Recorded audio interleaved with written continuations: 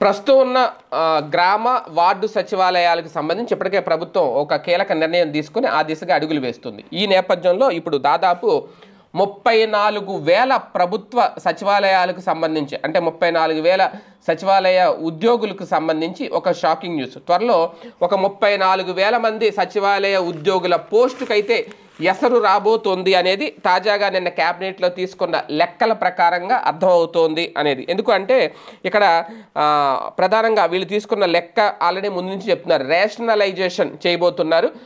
3 విభాగాలుగా సచివాలయాలని విడదీస్తున్నారు. ఈ నేపథ్యంలోనే ఇందులో ప్రధానంగా 2019లో చూసుకుంటే అప్పట్లో గ్రామ వార్డు సచివాలయ వ్యవస్థకు శ్రీకారం చుట్టింది జగన్మోహన్ రెడ్డి గారు. ఒక్కో సచివాలయాల్లో 10 నుంచి 11 మంది దాదాపుగా 10 మంది అయితే గ్యారంటీగా ఉంటారు. ఒక చోట 11 మంది కూడా సిబ్బంది అయితే ఉంటారు.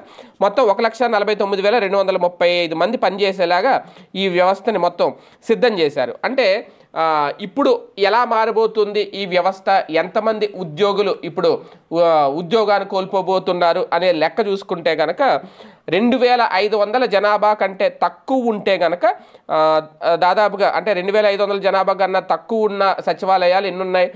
3,567 గ్రామ వార్డు సచివాలయాలు ఉన్నాయంట. ఇప్పుడు ఇలా తక్కువ ఉన్న వాళ్ళల్లో 6 చొప్పున మాత్రమే సిబ్బందిని ఉంచుతారు. 10 నుంచి 11 మంది ఉన్న సిబ్బందిని 6 తగ్గించేస్తారు. అంటే దాదాపుగా ఒక 4 కానీ 5 కానీ అక్కడి నుంచి అదనపుగా ఉన్నారు అనేది తాజాగా ప్రభుత్వానికి అందిన లెక్కల్లో తేలింది. అలాగే 2,500 నుంచి 3,500 మధ్య జనాభా ఉండే మొత్తం 5,388 సచివాలయాలు ఉన్నాయి.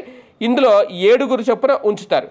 అంటే అలాగే 3,500 పైబడి జనాభా ఉండే మొత్తం 6,054 సచివాలయాల్లో 8 మంది చొప్పున మాత్రం ఉంచుతారంటే. అంటే ఎక్కడైనా మ్యాక్సిమం ఎక్కువ ఉంటే కనుక జనాభా ఎక్కువ ఉంటే 8 మంది, అంతకు మించి అయితే ఉంచరు. మిగిలిన వాళ్ళని తీసేస్తారు. తీసేసినప్పుడు ఏమవుతుంది? దాదాపుగా ఇప్పుడున్న సంఖ్య 1,49,235. ఈ కొత్త లెక్క ప్రకారం మంత్రివర్గంలో వేసుకున్న ప్రకారం అవసరమైన ఉద్యోగులు 1,15,226 మంది మాత్రమే. అంటే అదనంగా 34,000 మంది ఉన్నారు. వీళ్ళ 34,000 మందికి ఇక పని ఉండదు సచివాలయాల్లో అనేది తాజాగా తేల్చిన లెక్క. అలాగని చెప్పి వీళ్ళని తొలగించేస్తారా? తొలగించరు. కాకపోతే వీళ్ళకి ఆ శాఖలకు సంబంధించి వేరే శాఖలకి అక్కడి నుంచి వాళ్ళని ట్రాన్స్ఫర్ చేయడము, వేరే విధులు వాళ్ళకి అప్పగించడం అయితే జరుగుతుంది.